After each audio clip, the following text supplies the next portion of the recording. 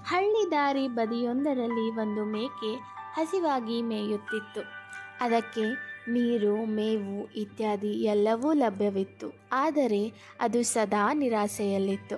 ಏಕೆಂದರೆ ಅದಕ್ಕೆ ಆ ಪಕ್ಕದ ಬೆಟ್ಟದ ಮೇಲೆ ಹಾರಾಡುವ ಗರುಡನನ್ನು ನೋಡಿ ಅದೇ ರೀತಿಯಾಗಿ ಹಾರಬೇಕು ಎಂಬ ಆಸೆಯಿತ್ತು.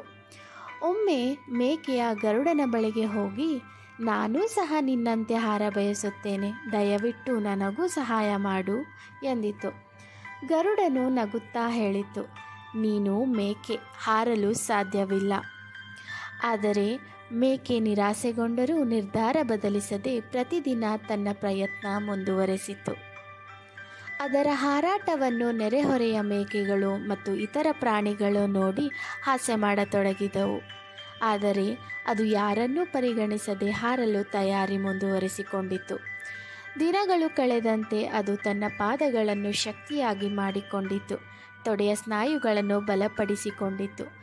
ಒಂದು ದಿನ ಅದು ಸ್ವಲ್ಪ ಎತ್ತರಕ್ಕೆ ಹಾರಿತು. ಹೀಗೆ ದಿನೇ ದಿನೇ ತನ್ನ ಪ್ರಯತ್ನ ಹೆಚ್ಚಿಸಿದ ಮೇಕೆ ಒಂದು ದಿನ ಒಂದು ದೊಡ್ಡ ಬಂಡೆಯ ಮೇಲೆ ಹಾರಿ ಏರಿತು. ಅದರ ಆತ್ಮವಿಶ್ವಾಸ ಹೆಚ್ಚಿದಂತೆ ಇನ್ನಷ್ಟು ಎತ್ತರಕ್ಕೆ ಹಾರಲು ಶುರು ಮಾಡಿತು. ಕೊನೆಗೆ ಎಲ್ಲ ಪ್ರಾಣಿಗಳು ಬೆರಗಾಗಿ ನೋಡಿದಂತೆ ಅದು ಬೆಟ್ಟದ ಮೇಲೆ ಹಾರಿ ನಿಂತಿತು.